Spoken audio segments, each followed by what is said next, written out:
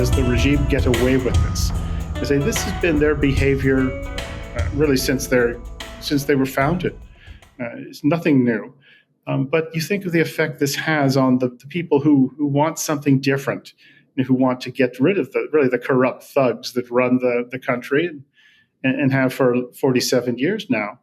And they go out, they take their chances, and a lot of them get shot, and more of them get arrested. And when you get arrested, you get into the clutches of the Iranian secret police, the IRGC. It is really bad, and particularly for women. And to suddenly have the people who encourage you to do that, to go out and rise up, to have them say, well, we're making progress. The regime didn't hang that guy the other day. You got to be wondering, well, didn't you tell us that we were supposed to go do something? Well, we did. Where are you? And at that point, if you've got to explain yourself, well, you've lost. Well, hopefully by the time this comes out Monday, this whole thing will be like very pastiche, like something big will have happened.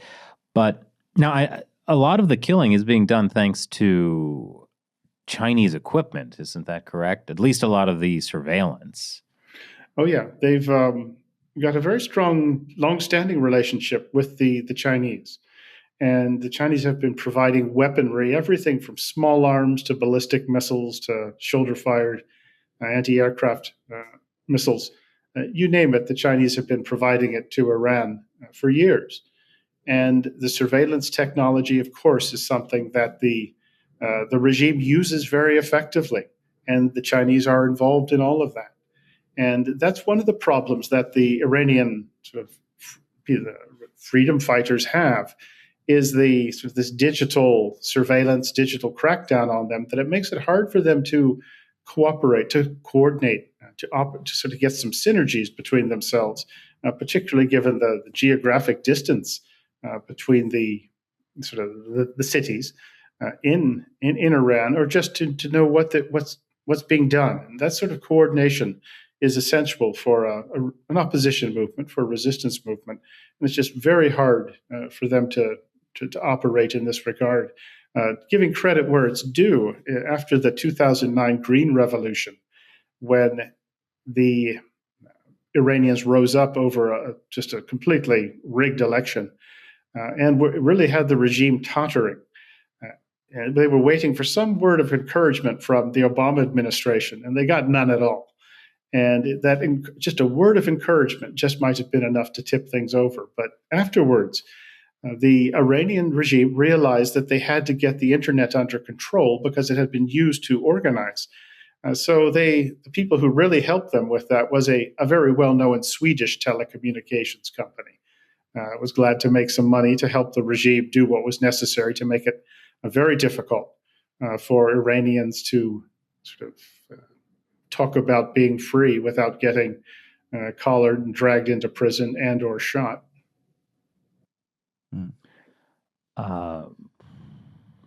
Brain fart. Well, so I guess this is the big question. There have been several major protests over the years, 2009, as you mentioned, 2019, 2022. Does this look like this might be different, or is it just going to be more of the same?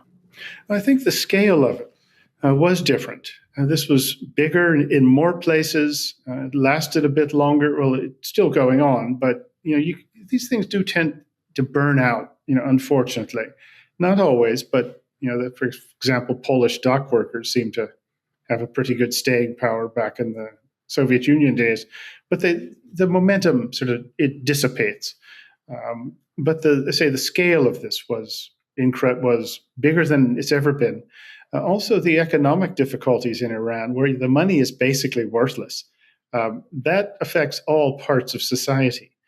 And when you're, 1 rial is worth 1.5 million, it's vice versa. But suddenly all your wealth it's not worth anything. And they say that affects everyone. And I've heard some figures that maybe 10, 15% of the population actually like the regime. And the regime's corruption has been well known for a long time. It's just thoroughgoing corruption. There was talk the other day that the top dog, his family moved $1.5 billion into a Gulf state. And there is money flowing out of Taiwan, and that's people who have access to foreign currency. So that's a pretty good sign of just concern on the part of the regime, but also just how bad things have gotten for the average Iranian. And the economic sanctions, financial sanctions that have been put on by the Americans and some others have had a real effect. Unfortunately, the Biden administration just relaxed all of them, and that gave the regime some breathing room. So if we had done things a little differently and kept the pressure applied, this time might have worked. And it's still not over yet. Make no mistake. It's easy to say, well, it's finished, or we're going to have to wait another few years to the next chance.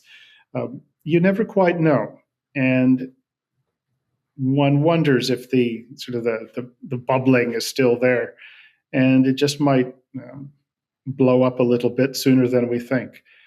But this is different than I've ever seen in the years that I've been following this. And this was the one time I thought that with a little foreign support, to go after that coercive infrastructure of the regime, and I'm talking about the Islamic Revolutionary Guard Corps, IRGC, the militias, and the police, the secret police, and also at the same time hit the oil export terminals, which is really the source of, it's the only thing the Iranians have really that gives them enough money to keep afloat. But if you've gone after the coercive part of the regime, humiliated them, hammered them, killed them, that the people who rose up would then not have to face that kind of a barrier.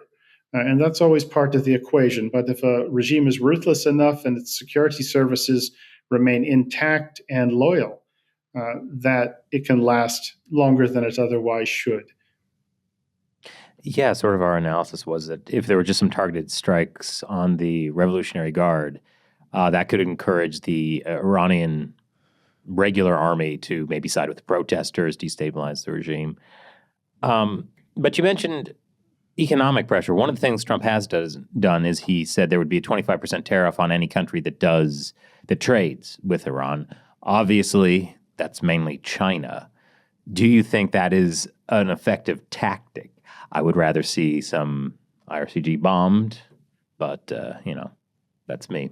I mean, is that going to stop China from trading with Iran? Yeah.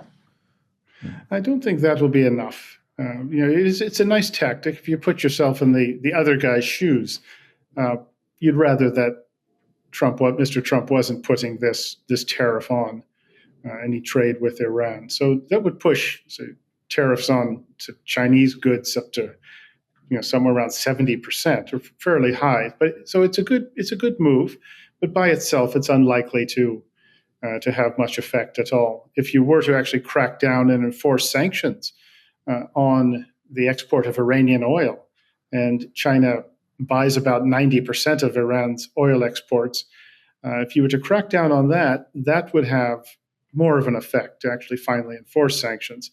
But by itself, I don't know that it's going to have a decisive effect in this case.